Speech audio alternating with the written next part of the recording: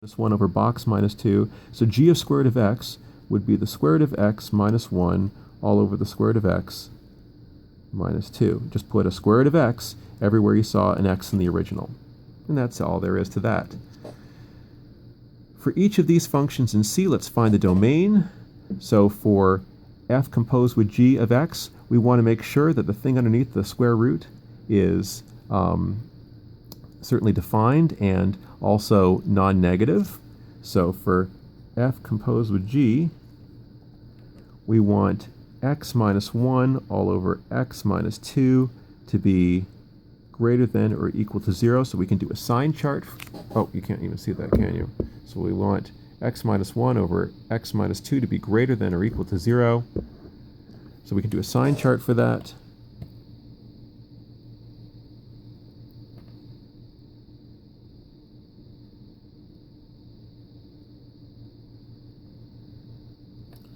So this thing is 0 when the top's equal to 0, so it's 0 at 1. It's undefined when the bottom equals 0, so it's undefined at 2. We can go ahead and start plugging in numbers. If we plug in 0, we end up with minus 1 over minus 2. That's a minus over a minus, which is positive. We plug a number between 1 and 2, and we're going to see we get a negative. And if we plug a number to the right of 2, and we see we get a positive. So we're looking to see where this thing is greater than or equal to 0. That's everything to the left of minus 1. Including minus 1, and everything to the right of 2, but not including 2 because it's not even defined there.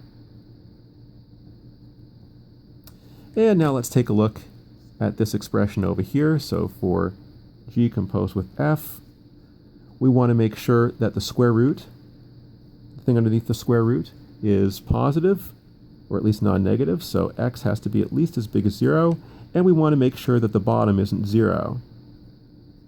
So square root of x minus 2 is not equal to 0. So that square root of x is not equal to 2. So x is not equal to 4. It could also be minus 4, but we already said that x is positive. So we want x to be positive and not equal to 4.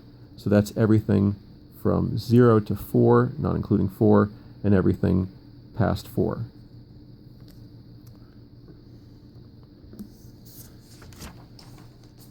And now let's sketch a graph of x cubed plus 1. So we know what y equals x cubed looks like. Such a nice shape. And here we're adding 1 to the whole function. That just shifts the whole darn thing up by 1 unit. So here's the x-axis, here's the y-axis. Shifts it up by 1 unit. Y equals x cubed plus 1. So it looks like this.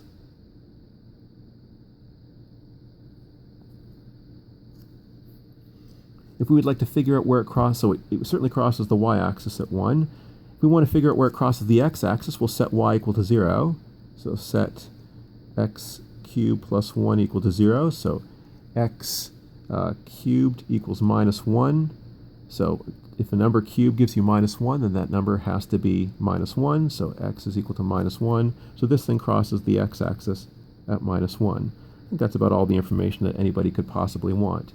So is f a one-to-one function? So is this a one-to-one function? Sure it is. It passes the horizontal line test.